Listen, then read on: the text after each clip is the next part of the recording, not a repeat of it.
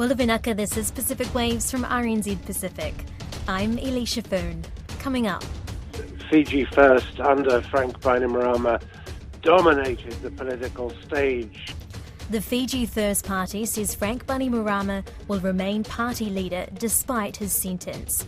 Also, strikes continue for Fiji Water employees. And Niue's first female MP raises concerns over recent constitutional changes. The FijiFirst Party says Frank Bainimarama will remain as their leader despite his custodial sentence. Mr Bainimarama was sentenced to 1 year in jail on Thursday in the High Court in relation to a conviction for perverting the course of justice. In a press conference held after the sentencing, founding party member Saeed Qayyum told local media more than 30% of registered voters cast their ballots for Mr Bainimarama at the last elections, which makes him the country's single most popular leader. When asked if Mr Bainimarama would still be eligible to contest the elections in 2026, he said it was dependent on the appeals process. So you guys want us to speculate about what's going to happen in 3 years' time. Let's deal with this now. Let's deal with the situation now. And I'm here to tell you today that the leader of FijiFirst will continue to be Joseph Bainimarama. Come 2026, we'll deal with it. Frank Bainimarama's conviction and sentencing, if upheld, would rule him out of the 2026 and 2030 elections. Given his dominance at the polls since the restoration of democracy in 2014, this would be a significant change in the dynamics of Fiji politics.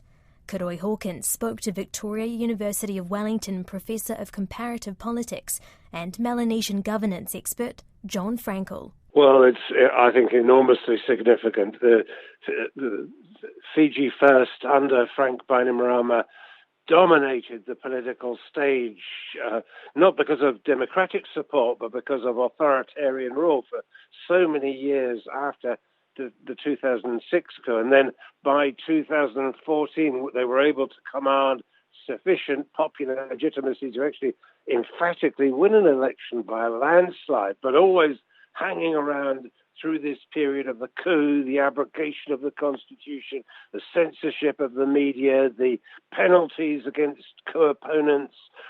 Hanging around in the background has been the possibility that the various violations of the rule of law might in the end come back to haunt them. And now today we're seeing that actually happen. I mean, that's not to say it's a happy day for Fiji. It's a sad day because, Bainimarama and many of his supporters believed in the transformational potential of FijiFirst, but they did defy the rule of law. And for many people in Fiji, I think it's been seen as an inevitable and necessary step to see these people actually face justice, as they have done today. That image of Bainimarama walking out of the court in handcuffs is something I never thought I'd ever see in my lifetime, John. Regionally, what was the significance of this man? Well, I think it's extremely significant because instead of being a black spot in democracy in the region, now Fiji has become a bright spot in the sense that it's got had a democratic transition from the incumbent government to the new People's Alliance-led government, and now we're seeing the rule of law take its course. I mean, it should be said that these various misdemeanors on which Bainimarama and the former police chief, Siti Venigiliho, are being done. They're being done on things that are significant offences and abuses of authority, but minor offences compared to the big offences that they committed over those 16 years. There are many other things, maybe some things that are difficult to prove in a court of law, other things that require the courts to revisit some of the immunities that exist in Chapter 5 of the 2013 Constitution. And maybe we're going to see the courts at some point test the legal validity of that foundational law that was introduced with no real popular consent, no participation of elected authorities, all drawn up behind closed doors in the offices of the Attorney General.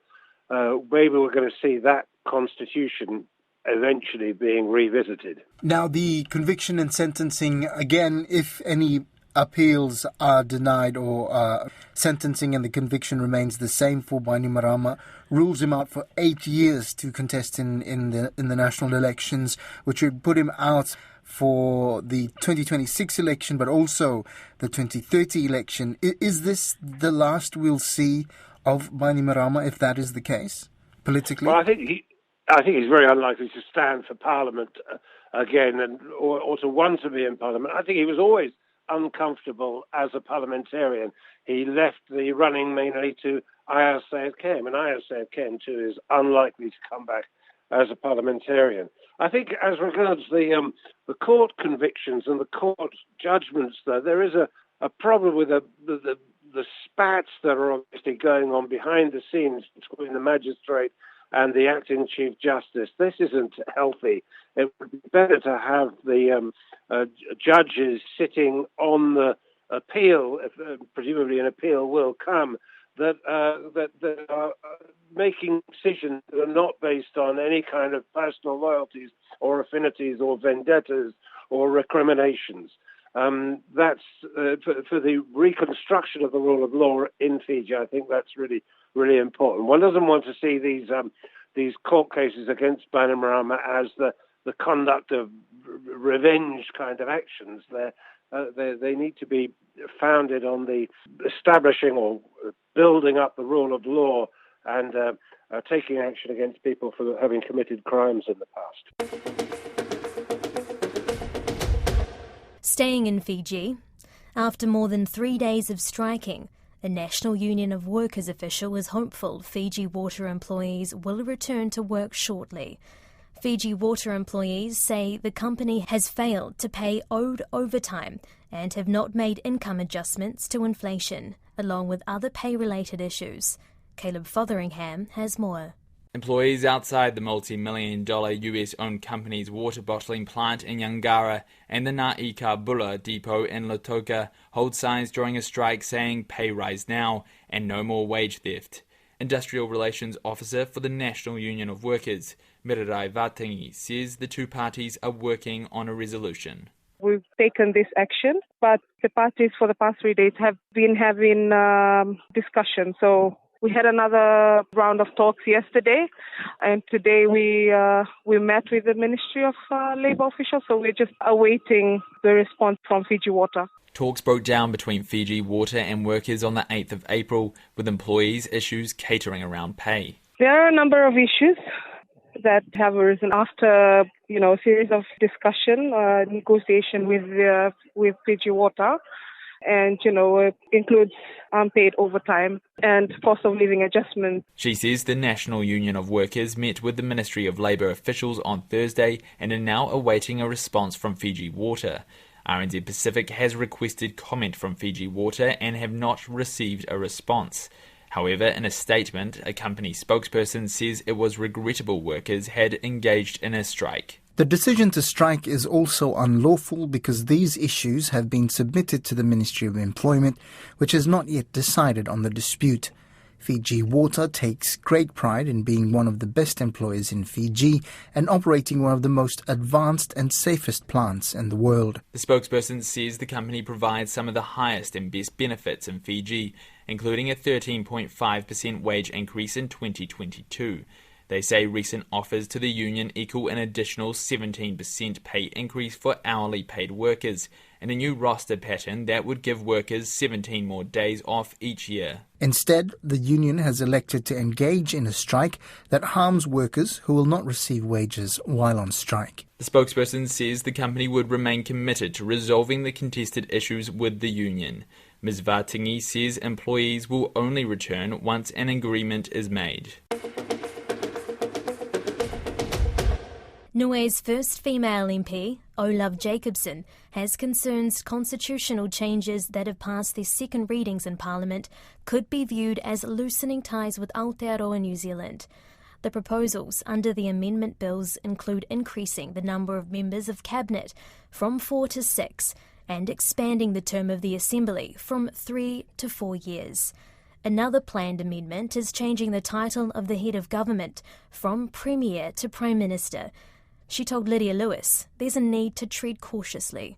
But can I assure you that we now have a population of less than 2,000 people, whereas back then in 1990s, early 1990s, the population was sitting at about 5,000.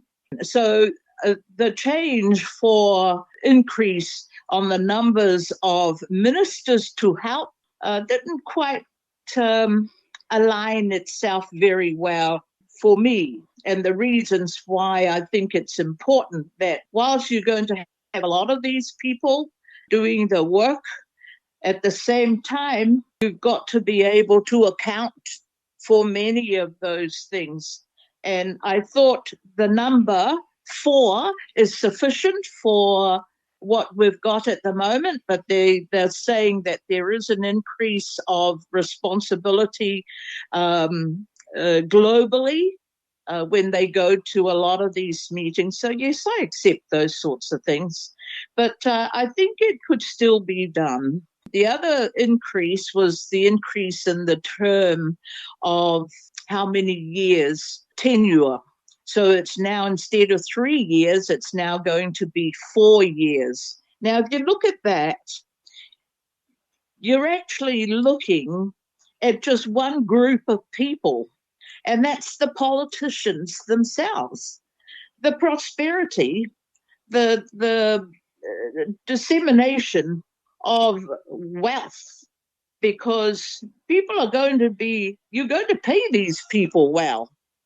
And where are we going to get the money from? We going to go cap in hand to the government of New Zealand and asking for more money, and there needs to be a justification in all that. How much more would it cost? What is the figure that we're talking about? I haven't actually looked at the figures as such, but ministers are paid close to about 60, probably 70K now, and the Premier is in about 80Ks. And if you're going to have an additional 80,000 to accommodate for allowances and everything like that for the new ministers, that's quite a big whack. You're going to have to find the money from somewhere. I stand my ground and say that perhaps we could be looking at other changes within the Constitution, just to be a little bit more wiser in what we are looking to change. So I say it's a cosmetic change by nature. It's cosmetic in nature. It kind of makes the title looks good for the 50th celebrations kind of thing. Well, that's what it comes across like. Is the role Prime Minister, particularly in this 50-year anniversary, a potential move away from New Zealand? I think I'm going to be careful when I answer this question, because I could be misinterpreted from the point of view that, she might be a bit too bitter because she hasn't had a go at leadership. For many years, I've put my name in for leadership, and it's never been considered by the House. I accept that. And that's the right of everybody who goes in as a member of Parliament. But to answer your question, I don't think it's deliberate.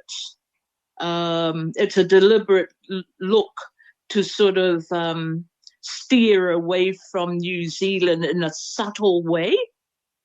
I think it's just a cautious way of trying to sound out how we could be a little bit more engaging with other countries while being with New Zealand. And that's why I maintain that we're in a very good position with New Zealand, and that's why we shouldn't spoil it and venture out to sort of give impressions that would do otherwise. In a statement, Premier Dalton Tangilange says the proposed changes signify Niue's increasing focus on self-governance and the island's own Pacific identity. Niue is not an independent country, rather it's self-governing in free association with Aotearoa. The Apia Broadcasting channel TV3 is moving its services completely online. The station had its final traditional broadcast last week. General Manager Michael Asia says the company could not afford the 23,000 tala monthly bill needed to keep the channel going on its current form. However, he told Caleb Fotheringham he was optimistic about its future as a streaming platform. Currently, we have 8 TV stations in Samoa, and the market in Samoa is too small to have 8 TV stations. And we have to pay 23,000 tala per month to have our feed on the digital platform.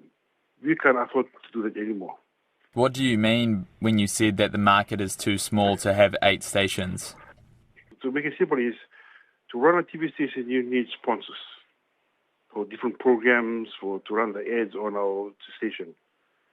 So having 8 TV stations in a small market is kind of a cutthroat industry. It means you have to work hard to get sponsors for your different programs. And if you don't, and everybody is picking from the same piece of pie. So if you look at it, you should know that it's expensive to run a TV station. Technology has changed, the cost of everything has changed. So with TV3, we have looked at it properly, and we think that streaming will be much cheaper than our signal on the digital platform. Even though it's cheaper, do you think you'll be able to get the advertising revenue? Yes, before we did this, we had to advise all our sponsors, our current sponsors of our different programs. And they have come back to us with thumbs up. We will support you. And this is a new area for television in Samoa. Nobody has ever tried this, so we are the first ones to step into this area to see if it's going to work or not. Globally, traditional television networks are not doing so well because of the big streaming platforms, Netflix, Disney Plus, and so forth. Is that the same situation in Samoa? Has that impact been felt there as well? So it hasn't really impacted because nobody has ever tried to go that way. So it's a new area for television in Samoa. That's why I've had a good discussion with my directors from the beginning of the year. At the end of the year, we have to pay about $276,000 to just use the platform to put our link on. But with streaming, it costs us less, and we still get everything out there to the public. Are people still watching TV in Samoa in a traditional sense, switching on the TV? Yes, but everybody's still watching TV in Samoa. But you look at technology, every person in a household has a phone and has access to internet. So we have tried to balance it up. Not every home has a TV, but every person has a phone. And the 2 networks in Samoa, which is DTCell and Vodafone, they are very busy with the network because everybody has a phone in Samoa. And tell me about your station. Do you create local programs on your station, or are you buying programs from overseas? How does it work? We create our local programs here in Samoa at TV3. So we have programs that target teenagers in Samoa. We have programs that target older people in Samoa, the traditional programs. We also have a cooking show going on at the same time. And we have other programs that can be shown in Samoa. But at the moment, everything is, it's all done in Samoan. And that's how we work at the moment in Samoa, in TV3. That's Pacific Waves for today. To listen back, head over to rnzi.com/programs. We're also on Spotify, Apple and iHeartRadio. From myself and the RNZ Pacific team, tō whā soifua.